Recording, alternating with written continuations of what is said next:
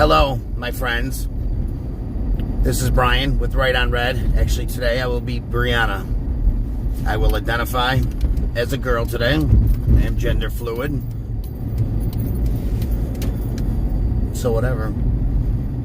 So this is how we're rolling today for the show. In reality, I accidentally hit a button instead of green screen, and it proceeded to give me this in the picture. I don't really have any makeup on. Most of you probably know that. And my eyes are normally brown as can be. I didn't see that till just now. That looks kind of cool. I like that. My eyelashes are kind of hot too. Anyways, wanted to had my radio show today.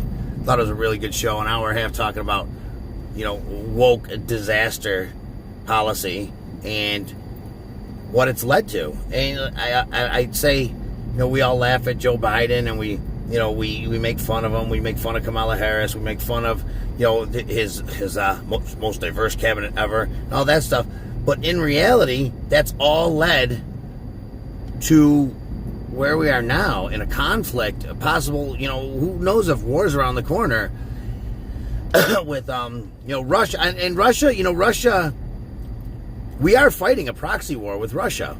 Say what you want about Ukraine, but we're not a NATO country, and there's got to be limits on what we will give them. It's got to be. I don't know the truth any more than people out there do.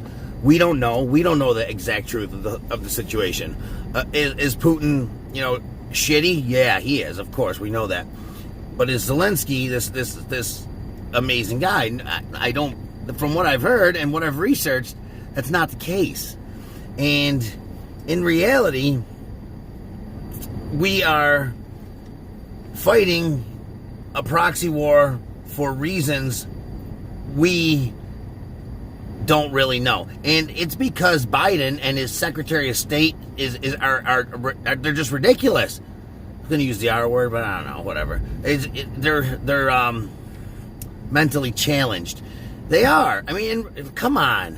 Mike Pompeo and Donald Trump would have found out the details of this war right from the front, right from the get-go. Because I have a few Russian people on my Facebook friends, and they're just normal people, but they have family in Russia still. And in the area they're in, they said it's not controlled by the government and overrun by propaganda. They said the Donbas region of Ukraine is really a Russian-speaking region. They speak Russian for their language almost exclusively. And if you ask the people, most of them would like to be part of Russia, and not Ukraine. So if that's the case, and he was taking over that area, why did we stop him from doing so? And why did we basically use all this money and all this, all our military? I mean, we depleted our military stock pretty ridiculously. I mean, we truly depleted it. It was to the point where they said with some of the missiles, the javelins or whatever, we're not gonna have a full stock till I think it was 2026 or 7. I mean, that's pretty bad. Put it this way, everything that's happened with this administration, it's all led to this point, and it's all made us weaker. It's all made us look weak. It's made us look. It's made us look weaker. It's made us truly weaker. We are weaker. By the way, I'm sitting in Home Depot parking lot, about to go in. I got to return an item, but I think I just saw a couple people that are going in to steal, which doesn't surprise me. I saw a guy the other day at Home Depot in a Rondequite. He's walking back and forth with this flat cart with 30 cases of the $70 cases of the Life Proof vinyl flooring, and he's looking way too obvious. First of all, I'm like, this dude's gonna get caught, man. What the hell? I'm like, he's just walking back and forth waiting, and finally I cashed out. I went outside. I'm getting in my car, and I see 5 cop cars rip around from the side of the building. They must have called the cops. The cops were waiting. That's what happens. And he took off running, though, and he makes a mad dash across the street towards the Rent-A-Center, which is right across the street, goes behind the building and all that. So I drove over there. I was curious. So the cops walking back. I'm like, did you get him? They're like, yeah, we got him. Don't worry. I was like, oh, he's going to be out in an hour anyways. And they were like, yeah, that's the problem. And that is the problem. Like I said, you used to have to make a decision as an addict. If you got caught doing that, they'd pick you up right now. They'd pick him up. They take him to the police department.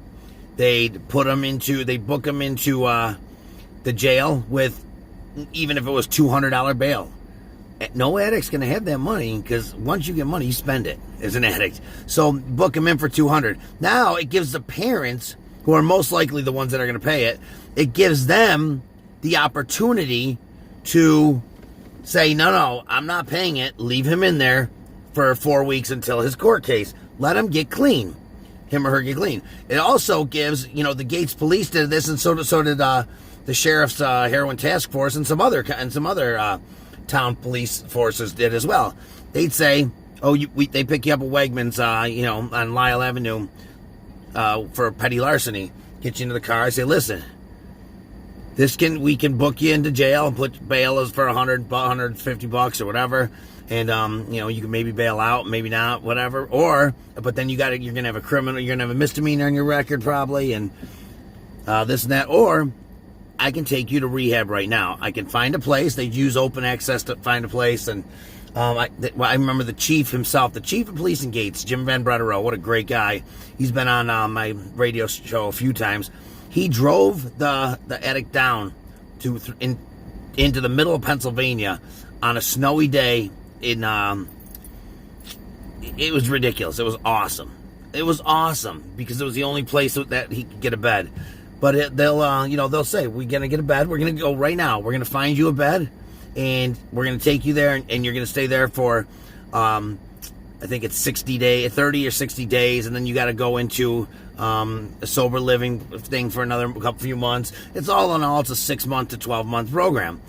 But they say, when you're done with that, if you complete it, we will 100% drop the charges.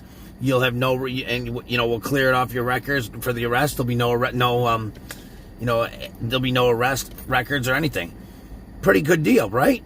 But either way, you're quitting today. It's either going to be in a hard, cold jail cell, or where somebody's going to take care of you with the medication you need and keep you comfortable. But anyways, so as I walk into Home Depot right now, it's an interesting thing because they have a loss prevention. Each store does. I found out Gates doesn't. The guy was telling me when somebody walked out with a bunch of flooring again the other day. I was like, don't you have loss prevention? He said, no. But crazy. But I believe Henrietta does. And what they do is, if they notice someone looks sketchy or whatever, like this guy with the mask that just came running out with an item in his hand, they just kind of pretend they're shopping, follow them around. They got a couple people a lot of times that work for them that'll do the same. And then if you leave the store premises, they just jump right to you to grab the item. Give me that item, and will you come and back talk with me? Most people, are you going to call the police? No, I don't want to call the police. Let's go. Going back. They go in the back. Boom, they call the police. But anyways, it doesn't matter. Like I said, that addict was out 25 minutes later, and he was doing it again at a different Home Depot. I guarantee it. So, bail reform strikes again, folks. Anyways. Let's do something about our weak nation. What can we do? I don't know. I'm going to run another Right on Red podcast probably either tonight or in a couple days after I find out some more facts about everything, because things are getting spooky. Things are getting scary. And I don't know if, they're going to EMP us or biological weapons or another I don't know, but something's going to happen, because they know their window of opportunity is closing, and in 2024 it will be closed when a Republican's elected.